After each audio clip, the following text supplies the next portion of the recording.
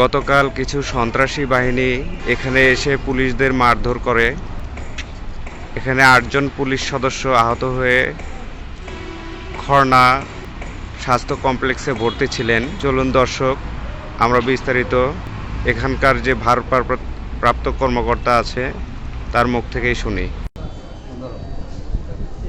ধন্যবাদ। আমরা আরিয়া বাজার থেকে মিঠুন নামে একজন আসামিকে 2টা বার্মিজ চাকু সহ তাকে আমরা গ্রেপ্তার করে থানায় নিয়ে আসার সাথে সাথেই মাঝিরা ইউনিয়ন পরিষদের সম্মানিত চেয়ারম্যান জনাব নুরুজ্জামান, সেই সাথে আরও 30-40 জন ছেলে তারা থানায় চলে আসে মোটরসাইকেল নিয়ে। এসে তারা সেই আসামিটাকে থানা থেকে ছিনিয়ে নেওয়ার জন্য চেষ্টা করে। তারা দাবি করে যে সে মিঠুন হলো তাদের ইউনিয়ন স্বেচ্ছাসেবক লীগের সাধারণ সম্পাদক, তারা তাকে এখান থেকে নিয়ে যাবে। তারা আমার অফিসার ফোর্সদের সঙ্গে বিভিন্নভাবে খারাপ আচরণ করে, হাতাহাতি করে। আমি তখন বাইরে টহলে ছিলাম, আমি তৎক্ষণাৎ খবর পেয়ে থানায় আসি। এসে আমি নুরুজ্জামানকে অর্ধচিতভাবে তাকে বলি যে আপনি সম্মানিত চেয়ারম্যান, আপনি এইভাবে এটা করতে পারেন না, আমরা যথাযথ আইনগত ব্যবস্থা নিব আর কি, যে আসামিটা আটক হয়েছে। তারপরে তার সাথে থাকা লোকজন তারা আমাদের উপরে চড়াও হয়, এক পর্যায়ে আমাদের সঙ্গে হাতাহাতি শুরু করে। এরপরে আমরা তাদেরকে এখান থেকে থানা থেকে দ্রুত আমরা বের করে দিতে সক্ষম হই।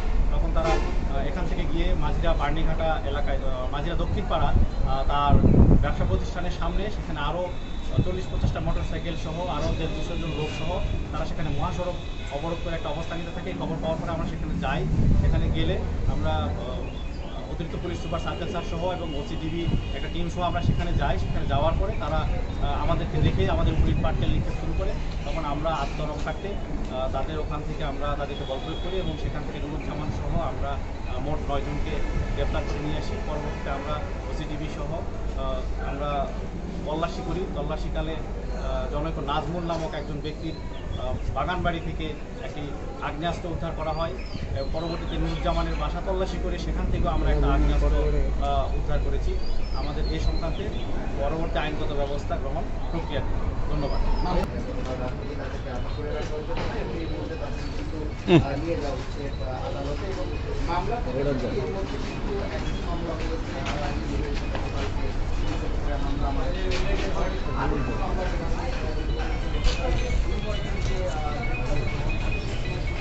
আটক করা আসামিদের আদালতে প্রেরণ করা হচ্ছে।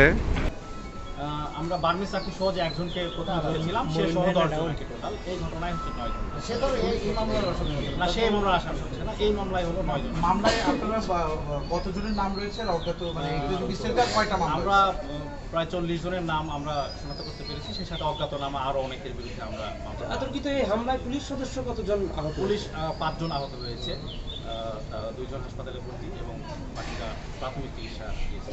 মামলা কয়টা? মামলা আমাদের এখানে পুলিশ সরকারি কাজে বাধা দেওয়া, পুলিশের হাতে পুলিশকে হামলা করা, আসামি সিদ্ধার চেষ্টা, এই সংক্রান্ত একটা মামলা হচ্ছে। এছাড়া তাদের বিরুদ্ধে অস্ত্র আইনে ডিবি একটা মামলা প্রক্রিয়া দিই। মোটরসাইকেল কতগুলো? মোটরসাইকেল 36টা মোটরসাইকেল আমরা এখানে জব্দ করেছি। হয় তাদেরকে মারপিট করে আহত করা হয় এবং সেই ঘটনার পর কিন্তু রাত্রেই তাদেরকে 9 জনকে গ্রেফতার করা হয়েছে।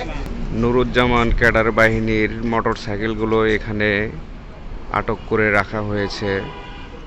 দেখুন ভিডিওতে কতগুলো মোটরসাইকেল।